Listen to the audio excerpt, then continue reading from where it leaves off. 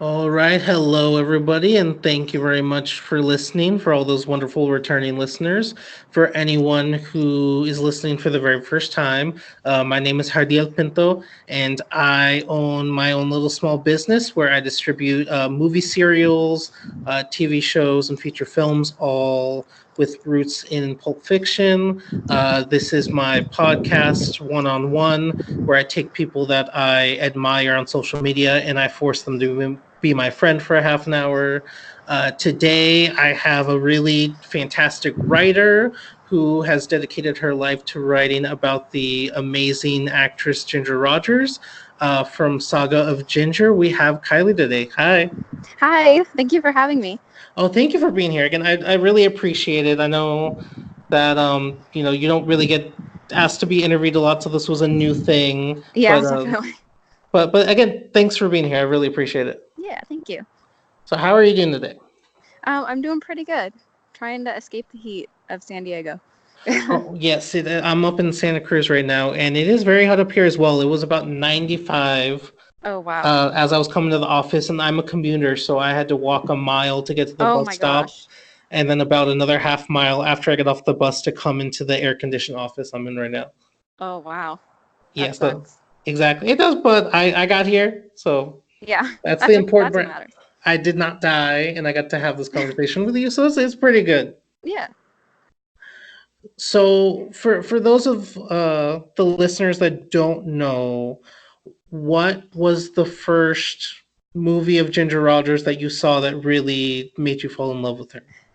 That was the first movie that made me fall in love with her. Well, the first movie I saw of hers was Monkey Business, and immediately Edwina Fulton was like everything. I'm like, who's this person? Who's this actress? And then it made me want to check out because at the time it's kind of unique because not a lot of people can say this, but I um, did not discover Ginger through Fred and Ginger. I discovered Ginger before I'd even discovered Fred Astaire. I had no idea who that was when I watched Monkey Business. I was so new. Um, and so it made me want to kind of venture out and watch one of the Fred and Ginger movies because then I kind of found out like, oh, she's part of some famous dance team. Like, what's this about? And so I watched the story of Vernon and Irene Castle from 1939, and in it she does Bessie McCoy's favorite, uh, Bessie McCoy's rendition of the Yama Yama Man, and she's just got this big Pierrot costume on with these long fingers and like she's just bouncing around and it's just so bright and it's so cute and I like totally fell in love after that. If I wasn't already in love with Edwina Fulton, I was like hooked as soon as I saw her as the Yama Yama Man. I'm like, this is amazing. I need to check more of her out. Yeah, I would say that my experience was somewhat similar. The first time I had watched Ginger Rogers was about 2 or 3 years ago, when Filmstruck was still around. Oh, I R.I.P. had I had subscribed to it, and the thing about Filmstruck, usually with most streaming services, like I, even if I haven't seen most of the movies that are on any given service, like I can at least look at the names Mm-hmm. and recognize them. But with Filmstruck, I just felt completely lost on that service.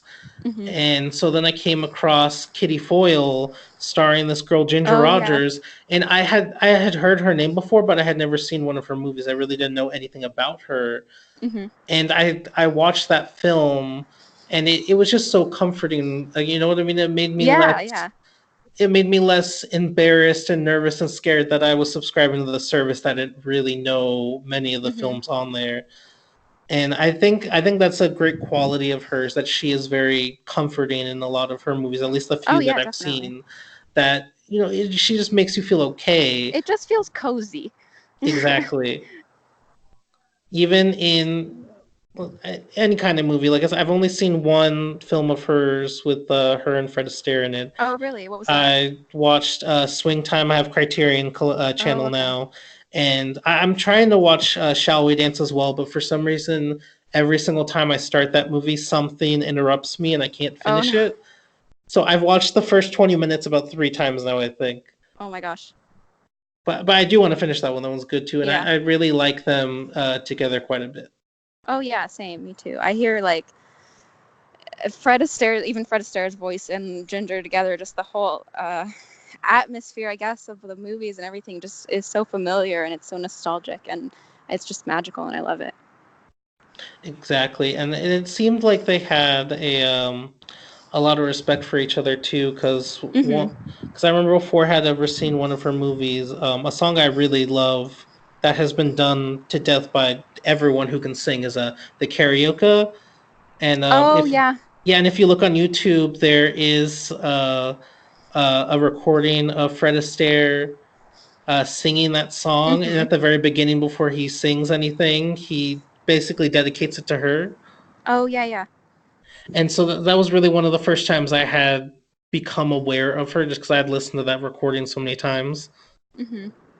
And so I don't. I mean, I guess so. That's what made it a little more magical, I guess, in a weird way, when I Yeah. had finally seen her in a movie, because I had heard about her in several different ways, that it created a build up. Mhm.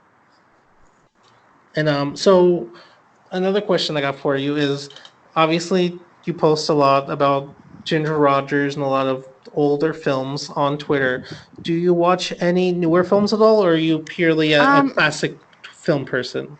no, I'm not one of those people that's like classic films are superior and all the new movies suck. But I mean, I definitely prefer classic movies, but I don't go like out of my way to avoid new movies, but it's pretty rare that I watch a new movie, honestly. There just isn't a whole lot that I'm really into that's out these days. I don't watch superhero movies. I've seen a Star Wars movie, but I'm not a Star Wars person. So it's very little I'm interested in when it comes to current movies. So I definitely prefer classics. Okay, I mean that's understandable, because I was asking because one the first interview I ever conducted was with Fritzy Kramer. I don't know if you know her on Twitter. She runs Movies Silently, Hmm. and she, like, about, I want to say, 90% of what she watches on a daily basis are probably silent films.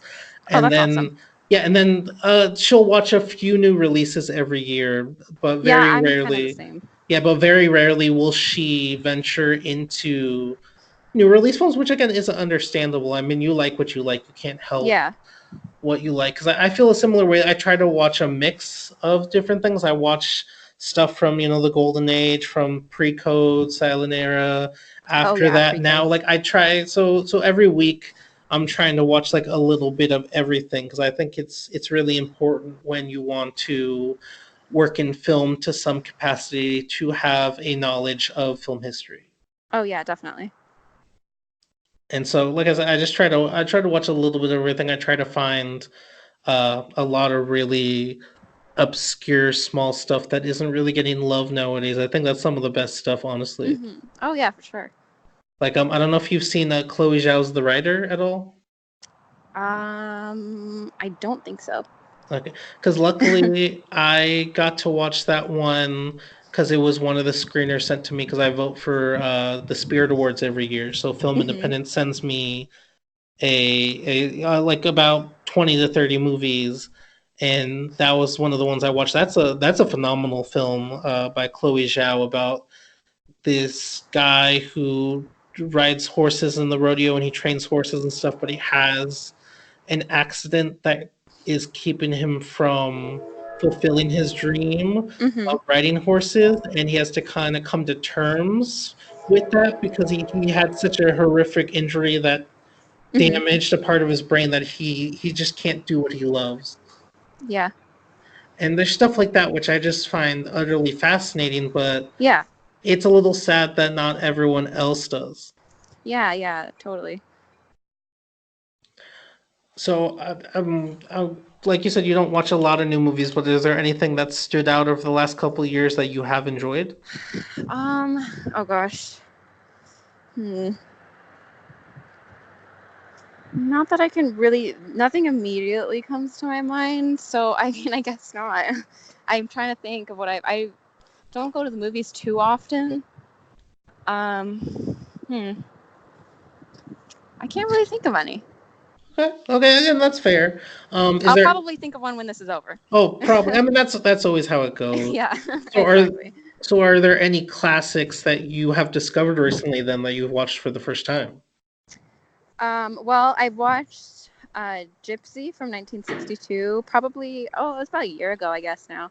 And I totally am obsessed with that movie. It's so good. It's just, I mean, Rosalind Russell, like, that's her movie. It's just phenomenal, and I love it so much.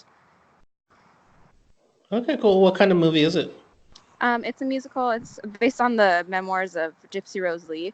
So it's got Natalie Wood playing Gypsy Rose Lee, and Rosalind plays her mother, and just it's just so the music numbers are just amazing, and I'm so obsessed with it. And it's because Rosalind's voice is dubbed, and but you don't really realize that when you're watching it because it's just such a perfect marriage of actress and voiceover person. It's just so good. Okay, now you said the magic words. You said musical and you said Natalie Wood, so I'm already automatically Yeah, interested. that's a for sure. Yeah, you definitely have to check that one out.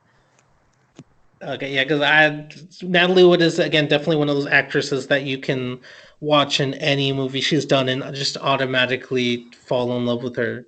Yeah, totally. She I, was so sweet in that movie.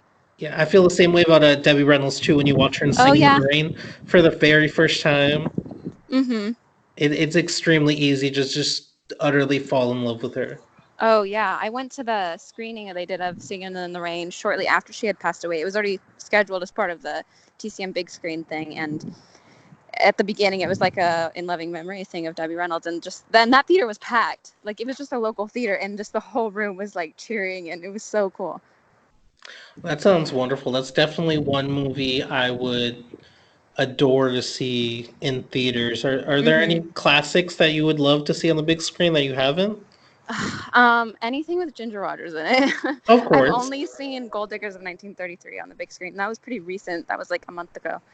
Um, but I would love to see like a Fred and Ginger movie. I was really bummed when last year they didn't show any Ginger Rogers movie at the TCM festival. When like the previous year they had shown like two or three or something like that, and they've shown pretty good stuff in past years. And then the first year I went, it was like, ugh, nothing. That's funny. I'm waiting for them to post the lineup for the TCM Fest because I'm Yeah. debating whether or not I'm gonna go. Just because I can only afford to do one festival Mhm. down there per year. And this last year I went to Malton Fest because I'm friends with the Oh, Malton cool. family, and so I saved my money for that because they were a month apart. I think TCM Fest was April last year, Malton Fest was in Mhm. May. So I don't know. We'll see, but I'm definitely intrigued because I that's something I would love to go to. Yeah, I just started going. Last year was my first year going, and so I'm looking forward to it again next year because now I know what to expect, and it's not so overwhelming. Exactly, that's what I was thinking because last year was the first time I had ever traveled down to Los Angeles by myself before, Hmm. and so it's very overwhelming when you first get there. Yeah, definitely. Just because I'm not used to such a large city, I live in a small town up in Northern California, so Hmm. to go there where everything is on 24/7 is just crazy. Yeah, that's a transition. Exactly, but I mean, by the time I was done, I got used to it, and it's a nice city. I just don't know if I would want to live in Los Angeles. I'll say. I would have to pass on that for sure, but I love San Diego. I definitely prefer San Diego. Yeah, that seems nice there too, because I actually know a couple other people I interviewed. Someone a couple months ago, Lolo from Lolo's Films. Her and her husband live down there too, and it does seem Hmm. very nice. A lot of people who live down there really do seem to like it. Yeah, it's nice because it's not so. I mean, it's just not so congested and busy as LA, and so like on the go. Like the traffic is so much better. I mean, traffic is never fun, but LA traffic sucks. At least in San Diego, it's tolerable. Exactly, because one time I was passing through LA. I wasn't even going to LA. Like a couple of years back, I was on a Greyhound, and it was about 5, maybe 6 in the morning, and you could tell we got near LA because we were just in bumper to bumper Oh traffic on the yeah. freeway, and that just blew my mind because I had never been down in that area before. Hmm. That it's just traffic 24/7. It takes us 2 hours to drive from here to LA, but to get back out of the city is 3 hours because that first hour is just getting out of the city, and it's just insane. Exactly. I mean, I got respect for anybody who lives down there and works down there. Oh yeah, I couldn't do it. Because I know, because again, I follow a good amount of people on Twitter that are film critics that, of course, have to live in Los Angeles for their work because that's where a lot Mhm. of the screenings are. And I know, obviously, it's a lot harder to be involved with film when you're not living in LA. Yeah. I'm happy to I wouldn't live there, but I'm happy to live close enough to get my archive work done whenever I need to and just take little day trips and get what I need to get done. Exactly. And you're writing a book about Ginger Rogers right now, aren't you? Yes, that's the plan.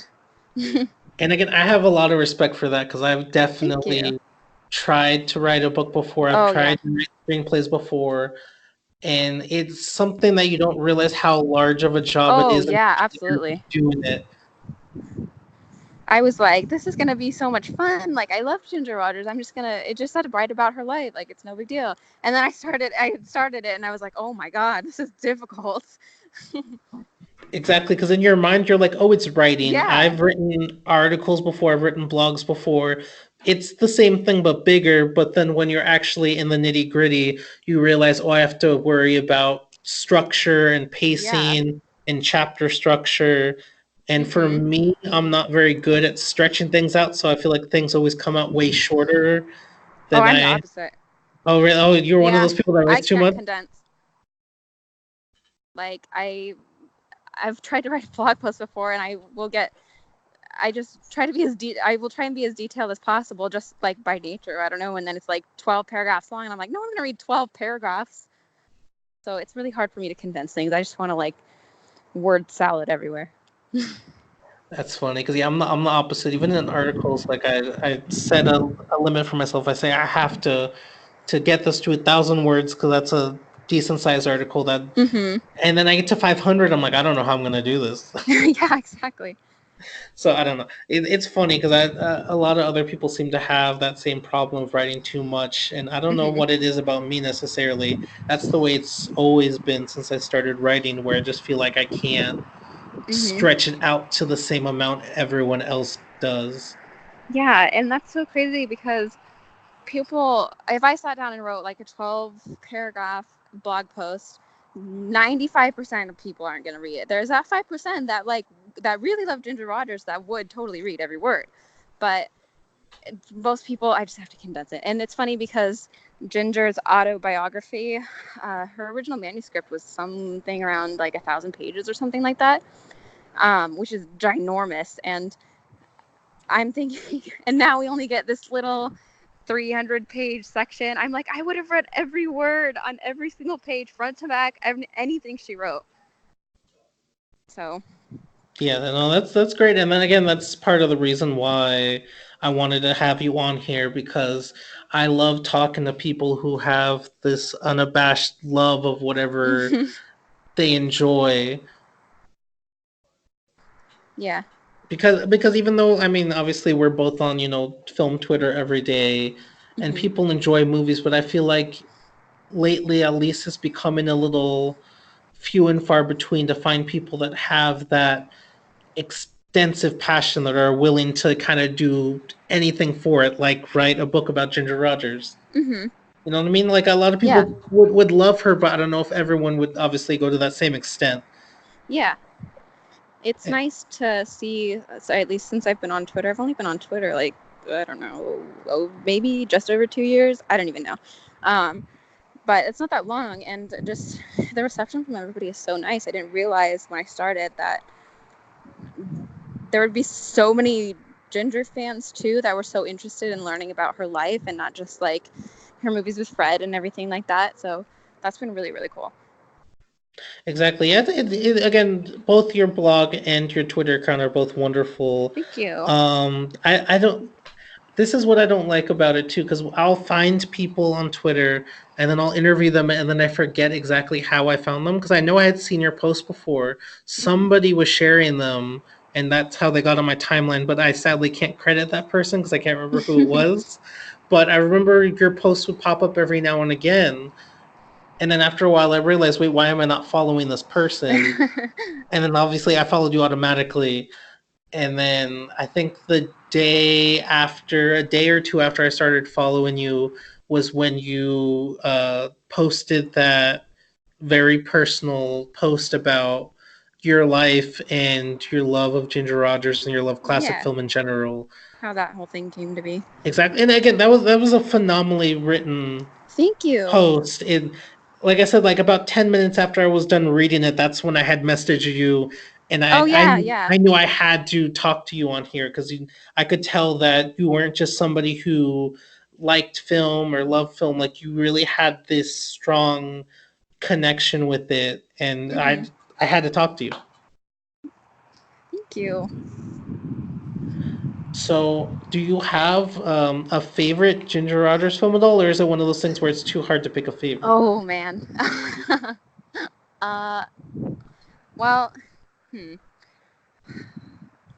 As I mean, people that have been following me for it's like since the very, very, very, very beginning, know that I'm probably gonna say Lady in the Dark, just because I find that Liza Elliott to be so relatable to me, and I just the musical numbers and the Saga of Jenny and just everything about that movie, I just love it, and that's my go-to when someone asks me that question. But I also have like days where I just can't decide. I did a post on like my top five before, and so that kind of like answered the question. So when people ask me, I usually just send that article. I'm like, oh, check this out. Like these are my favorite ones. But like I also it's I like different aspects of different ones. Like my favorite character is probably Dinah Barkley of the Barkleys of Broadway, and my favorite pre-code is Gold Diggers of 1933. It's just different categories.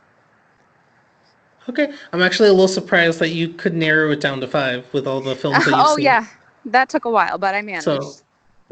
so I definitely commend that because I know how Thank you. hard that can be. Again, Hmm. as somebody who distributes serials, if someone would ask me my five, it would be hard to narrow it down just because again, I've seen quite a few, and obviously I own quite a few that I distribute out to other people. So it's Hmm. definitely a hard question when asked at Yeah, times. definitely. So is there any other actresses that really catch your eye? Obviously, not as much as Ginger, but other ones Hmm. that you would kind of give your silver and bronze medal to at all? Oh yeah, for sure. There's Marilyn Monroe, who is the reason I got into classic films in the first place. I think she's a phenomenal actress. I think that a lot of people don't really like to see that because they like get so lost in the like bombshell image and her life and death and whatever, all that stuff. And I just think she's a really, even as mainstream as she is, I do think she's a very underrated actress.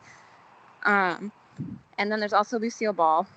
I kind of spiraled with her a few years ago and just read as much as I could about her and just dove into that whole thing. And I just have such an appreciation and admiration for her. I think she's also another phenomenal actress that people like to just think of the comedic side or just think of her as Lucy Ricardo. And she's got so many layers and so much depth to her talent. I think that it often gets, I don't want to say ignored, but maybe like dismissed in a way because people just think of I Love Lucy when I'm like, she has this entire body of film that's so perfect. And like, she was a really great dramatic actress in the 30s. And a lot of people who aren't in deep into like film stuff don't really realize that.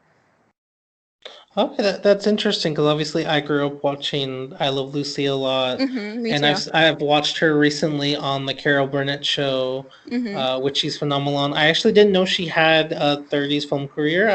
I Oh yeah. definitely I definitely want to do more of a dive on that now that you've brought that up. I think it was 1942 was The Big Street.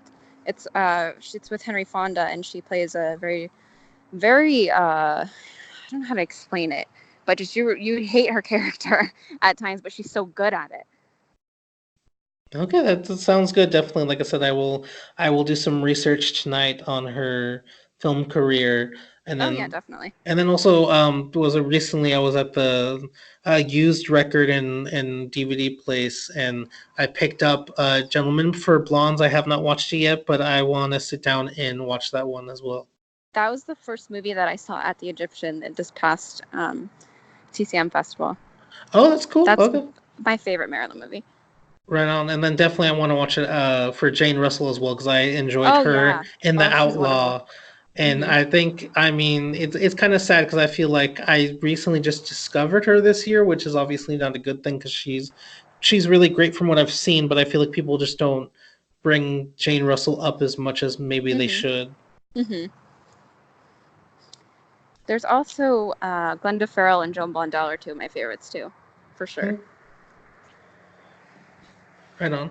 Well, it's been wonderful talking to you. I think we've come to the point where we're gonna wrap up now. So Oh, okay. I want to say sorry to all the listeners. It's gonna be a little shorter than usual. Usually we end up going for a little longer, but Kylie and I have we got things to do. We're busy people. Yeah. So I think you will all understand. Again, thank you for being here and talking Yeah, with thank me. you. Obviously, I will link your blog and your Twitter in the description when I put this up on YouTube and on SoundCloud.